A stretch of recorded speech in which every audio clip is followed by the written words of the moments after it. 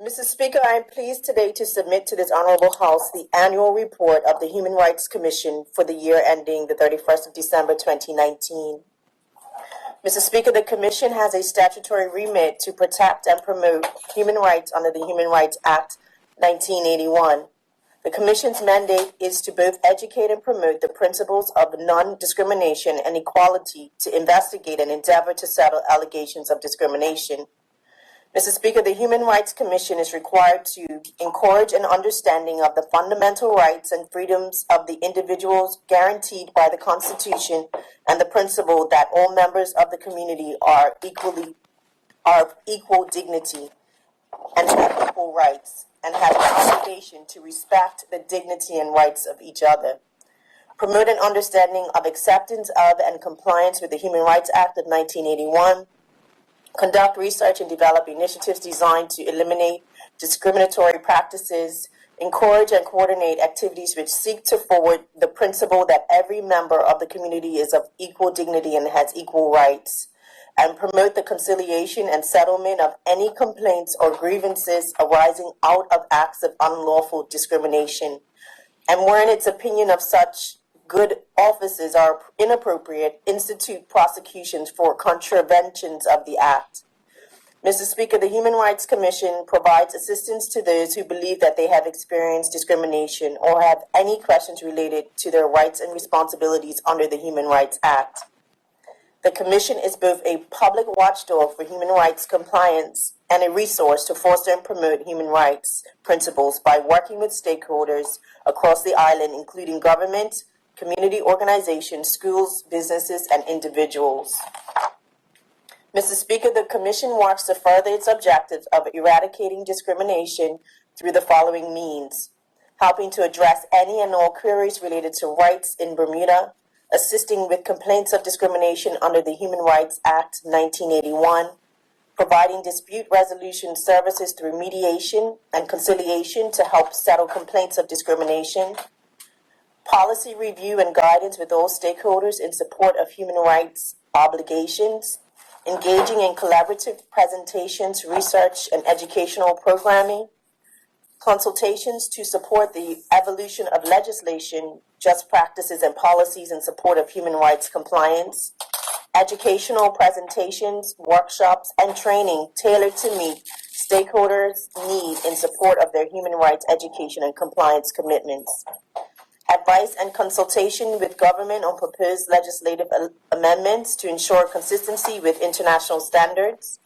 administering of human rights tribunals, providing guidance to government organizations, businesses, and educational institutions on the development and implementation of a human rights-based approach to legislation, policies, programs, and complaint handling mechanisms to ensure compliance with the Act and international human rights agreements. Mr. Speaker, included in the annual report, you will note that during the 2019 calendar year, the Commissions received 128 complaints, with a majority of complaints citing claims of discriminatory differences in treatment on the grounds of disability, 34%, race, 11%, place of origin, 11%, and ethnic or national origins, 11%. Of those complaints, the majority cited claims of discrimination within the protected area of employment at 40%, claims of discrimination within the protected area of goods, facilities, and services amounted to 17% of intakes, while complaints of discriminatory workplace harassment amounted to 15% of intakes.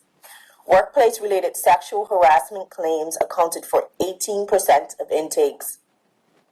Persons with Bermudian status represented 84 of the total number of complaints in 2019, reflecting a trend in an increasing number of complaints filings by persons with Bermudian status since 2016. The increased reliance by Bermudians appeared to coincide with the transfer of the Commission from the Government of Bermuda's Department of Human Affairs. This transfer further aligns the Commission with the Paris Principles, a set of international standards adopted by the Global Alliance of Human Rights Institutions, to access the extent to which national human rights institutions operate without the influence of any political, economic, or reputational agendas of states.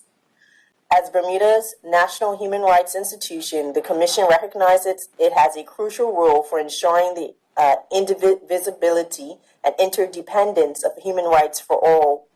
The introduction of legal counsel in 2019 represented a tremendous and long-sought milestone, signaling the strengthened capacity in the support of fulfilling its statutory duties.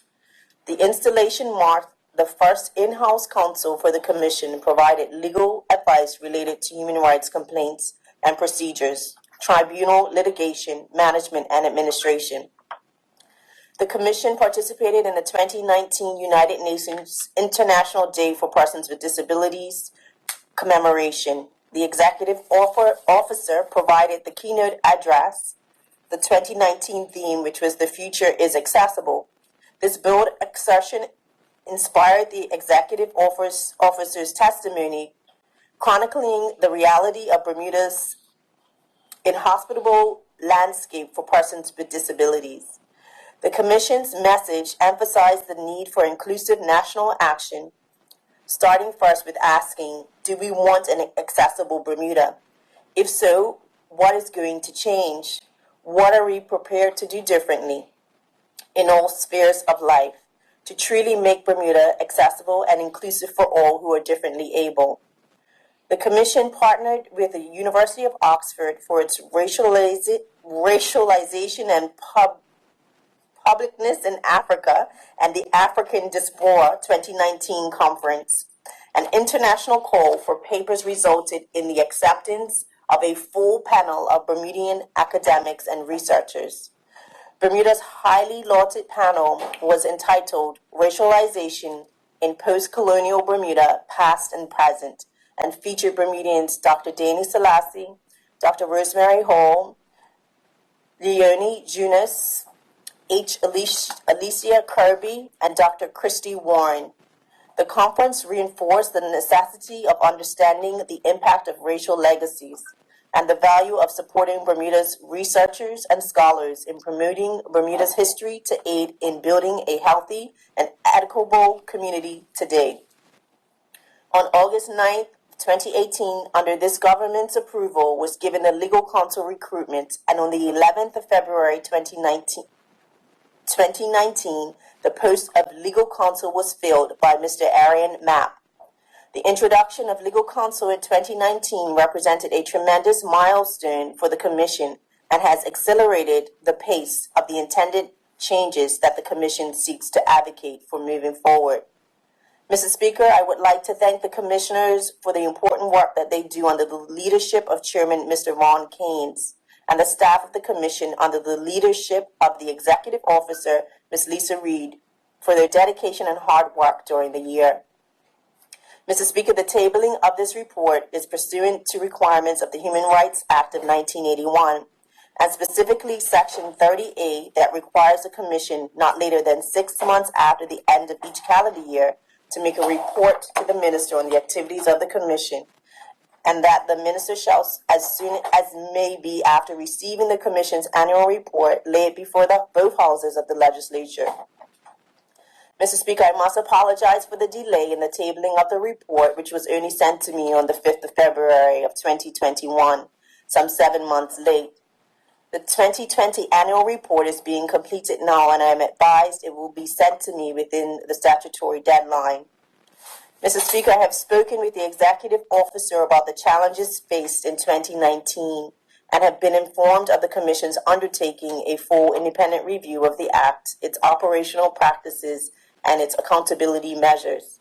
The Commission has set out on the commencement of an accreditation process with the Global Alliance for National Human Rights Institutions to be achieved by the end of 2022. Mr. Speaker, in accordance with Section 30A of the Human Rights Act of 1981, I am pleased to have laid before this Honorable House the Human Rights Commission's annual report for the year ending December 31st, 2019. Thank you, Mr. Speaker.